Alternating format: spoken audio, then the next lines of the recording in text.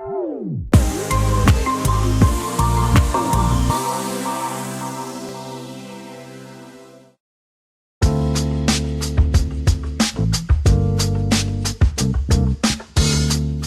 labour réussi nécessite une préparation correcte du tracteur et de la charrue.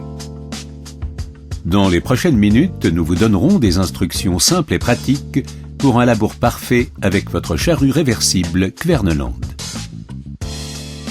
Dans la première partie, vous verrez les réglages devant être opérés sur le tracteur.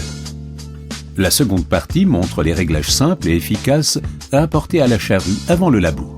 La troisième partie se concentre sur les derniers réglages pendant le travail. Ces instructions seront illustrées avec les charrues Kverneland 150S Vari-Large et PW. La dernière partie indique les ajustements à apporter au Pacomat. Dans un premier temps, pour un travail efficace, des réglages sur le tracteur sont nécessaires. Pour l'utilisation d'une charrue réversible, les réglages sur le tracteur doivent être symétriques. Le réglage de la voie avant et arrière du tracteur est primordial pour le réglage de la largeur de travail du premier corps. Assurez-vous que la voie arrière reste dans les limites indiquées dans le manuel d'instruction fourni avec la charrue. La voie avant doit quant à elle être de 0 à 10 cm plus large que la voie arrière. Pour garantir un premier sillon uniforme, l'intérieur de la roue arrière doit toujours être en contact avec la muraille. La pression des pneus doit être vérifiée. Elle doit être identique sur un même essieu. Cette pression doit être en accord avec les recommandations du fabricant pour garantir la meilleure stabilité pour une traction optimale. La ligne centrale indique que le tracteur travaille avec le même angle dans les deux directions. Si la pression des pneus est différente, le tracteur et la charrue pencheront d'un côté, comme montré ici, affectant ainsi la qualité du labour. Les chandelles doivent être réglées à la même longueur. Le meilleur moyen de contrôler est de mesurer. Maintenant, sur la charrue. Des réglages peuvent être réalisés avant d'aller au champ. Vérifiez d'abord que la barre d'attelage est centrée par rapport à la tête. Tracteur et charrue sont connectés par un troisième point. Pour vous assurer que la charrue suit le tracteur correctement, il est important que la barre d'attelage soit à la bonne longueur. La ligne de traction doit se croiser juste derrière le train avant. Si la barre d'attelage est trop courte, les bras seront presque parallèles et la charrue ne sera pas stable par rapport au tracteur.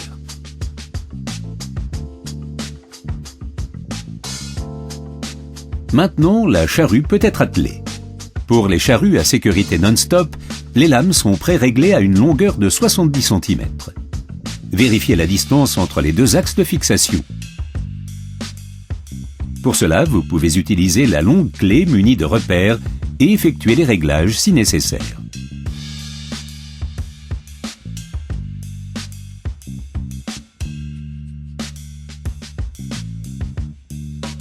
Pour réussir un labour de qualité, les rasettes doivent être réglées correctement. Nous recommandons une profondeur de travail de 2 à 5 cm. Il est important que toutes les rasettes soient ajustées uniformément. Les repères sur le bras de rasette facilitent ce réglage.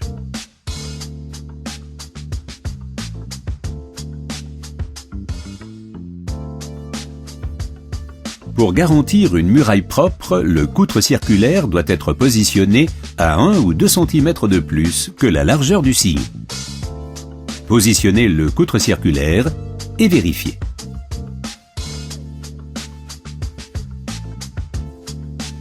Selon les conditions, la profondeur maximale de travail devrait être de 4 à 10 cm. La règle d'or, le coutre circulaire doit travailler à la moitié de la profondeur de travail.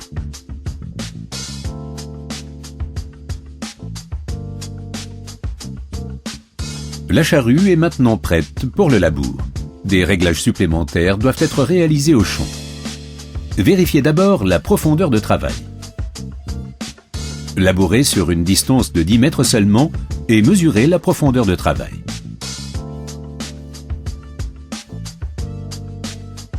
Si la profondeur doit être modifiée, relevez la charrue dans le champ. Ajustez la profondeur de travail à l'aide des butées de la roue de contrôle. Assurez-vous qu'elle soit identique des deux côtés. Labourez quelques mètres et vérifiez que l'avant et l'arrière de la charrue travaillent à la même profondeur. Placez-vous à côté de la charrue. La poutre doit être parallèle au sol. Si le troisième point est trop court, le premier corps travaillera trop profondément. Si le troisième point est trop long, le premier sillon ne sera pas assez profond. Avec des réglages corrects, comme indiqué, tous les corps travaillent à la même profondeur. Le troisième point doit toujours être positionné plus bas sur le tracteur que sur la charrue. Pour s'assurer que la charrue travaille correctement, nous recommandons d'utiliser le trou oblong sur la tête d'attelage. L'axe de troisième point doit être au centre de ce trou lorsque la charrue se travaille à plat. Pour s'assurer que la charrue travaille à la perpendiculaire et ce dans les deux sens, placez-vous derrière la charrue et vérifiez qu'elle soit à 90 degrés par rapport au sol. Si la charrue n'est pas parfaitement verticale et penche côté labour, le premier sillon sera trop large et trop profond. La pénétration s'en trouvera limitée. Si la charrue penche côté surface non travaillée, le premier sillon sera trop étroit. Dans les deux cas, les sillons seront irréguliers. Avec des réglages corrects, tous les corps travailleront à la même profondeur. Ce réglage de l'aplomb se fait à l'aide de deux butées, une de chaque côté.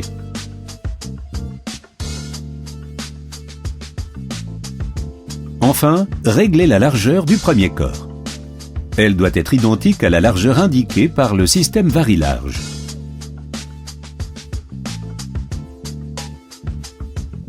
Pour vérifier que l'indicateur du vari-large est juste, mesurez la distance entre la pointe et le contre-ceps du corps suivant. Le premier corps devra être ajusté à la même largeur.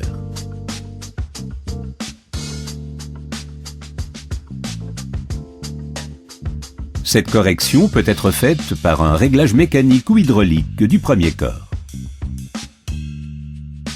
Pour s'assurer que le résultat souhaité est atteint, mesurez une distance de 3 mètres. Marquez cette distance sur la partie non labourée. Labourez, passez ce marquage et mesurez la partie retournée. La différence entre ces deux mesures vous donnera la véritable largeur de travail. Le vari-large Kverneland permet de modifier la largeur de travail tout en labourant. La charrue semi-portée PW et les charrues Kverneland réversibles portées ont des réglages identiques. Néanmoins, pour une charrue de plus grande capacité, des réglages supplémentaires sont nécessaires. Commencez par mesurer la profondeur de travail. Pour pouvoir changer la profondeur de travail, la charrue doit être relevée. Tout d'abord, ajustez les deux butées de la roue arrière. La charrue PW étant semi sur chariot, la profondeur de la charrue avant doit aussi être vérifiée. Il suffit d'enlever ou d'ajouter des cales d'épaisseur sur le vérin de levage. Maintenant, vous pouvez vérifier si la charrue est correctement réglée. La poutre doit être parallèle au sol. La prochaine étape est la vérification de l'aplomb de la charrue. Placez-vous derrière la charrue et assurez-vous qu'elle soit perpendiculaire au sol. Les conséquences d'un aplomb incorrect ont été expliquées dans la partie des charrues réversibles portées. Comme le réglage de profondeur, l'aplomb doit être réglé devant et derrière. La partie arrière étant une charrue réversible portée, le réglage se fait avec les tirants droit et gauche. Sur la partie avant, le réglage se fait sur les deux vérins de retournement. Ajoutez ou enlevez des cales. L'étape suivante est le réglage de la largeur de travail. Cette charrue PW est équipée du système vari-large. Commandé depuis la cabine du tracteur, le vari-large vous permet de changer la largeur de travail en fonction des différentes conditions de sol. Vérifiez que l'indicateur du vari-large est juste. Pour cela, mesurez la distance entre la pointe et le contreceps du corps suivant et comparez. Maintenant que vous avez choisi votre largeur de travail, la prise de première raie doit être réglée. Le premier corps de la charrue arrière doit être réglé comme expliqué précédemment pour les charrues réversibles portées.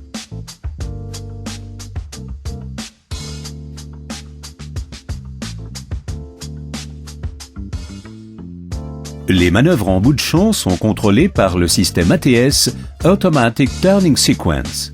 Il suffit de lever les bras de relevage du tracteur, puis d'appuyer 3 fois sur le bouton Start de l'ATS. La première pression relève les roues du chariot, retourne la partie avant de la charrue de moitié, puis retourne la partie arrière totalement.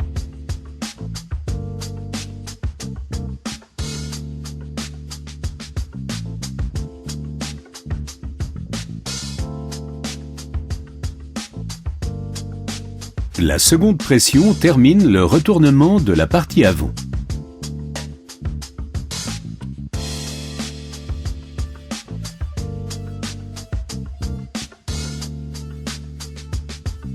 La troisième pression allonge le troisième point de la partie arrière.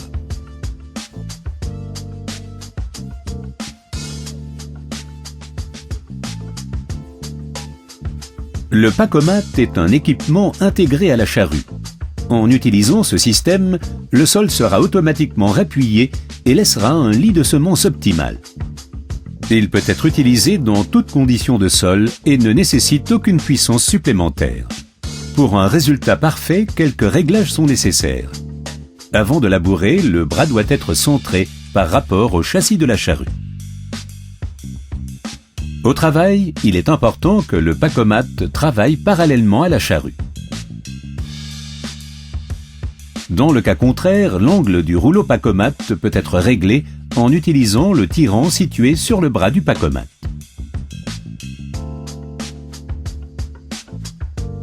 Le dernier réglage est de vérifier la profondeur de travail ou la pression sur le Pacomat. Si cette pression est trop importante ou trop faible, le résultat ne sera pas parfait. Il suffit alors de la corriger via la manivelle. Le Pacomat est utilisé avec succès depuis plus de 20 ans. Les charrues Kverneland et leurs équipements sont faciles à régler et à utiliser. Ils sont conçus pour obtenir un travail parfait, un gain de temps important et une faible consommation de carburant. Les charrues Kverneland sont reconnues dans le monde entier pour leur performance inégalée, leur qualité et leur longévité. Nous vous conseillons d'utiliser les pièces d'origine Kverneland pour garantir cette performance année après année. Des réglages précis assurent un rendement optimal. En appliquant les principes de base de ce film, vous obtiendrez les meilleurs résultats avec votre charrue Kverneland. Passez une bonne journée.